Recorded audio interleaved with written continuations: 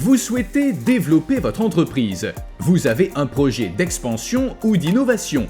Cette société vous aide depuis bientôt 30 ans à trouver les meilleurs leviers publics pour soutenir votre croissance. On est organisé en deux structures en fait. La première c'est McNGB qui s'occupe de l'industrie et puis la deuxième c'est Monkey Bridge qui se concentre sur les startups technologiques. Notre métier s'organise autour de 4 axes. Le premier axe c'est de bien comprendre l'entreprise et tous ses projets et d'y allouer les leviers publics les plus adaptés. Le deuxième axe c'est d'obtenir les lettres d'octroi pour ces soutiens publics. Le troisième axe c'est de s'assurer du versement des moyens financiers sur les comptes de l'entreprise. Alors ça peut être en one shot, en 1, 2, 3, 4 ans. Et le quatrième axe c'est de veiller à ce que ces moyens financiers restent bien dans l'entreprise. Et pour ça, il faut que l'entreprise respecte toute une série de conditions qui ont été fixées par les autorités publiques. On nous présente encore parfois comme chasseurs de primes, c'est un terme dont je suis vraiment pas fan. C'est très loin de notre réalité, entre autres parce qu'on est dans une logique de dialogue avec les administrations. Personnellement, je préfère le terme de facilitateur.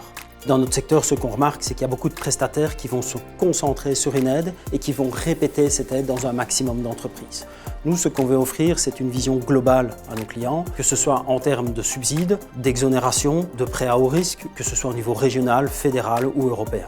Le gouvernement régional opère une refonte des aides aux entreprises. Les programmes d'aide vont rester très intéressants. On va toujours être en investissement avec un plafond à 35%. Ce que le gouvernement veut, c'est vraiment éviter les effets d'aubaine, se concentrer sur des programmes stratégiques et s'inscrire dans cette logique de respect de l'environnement et de durabilité.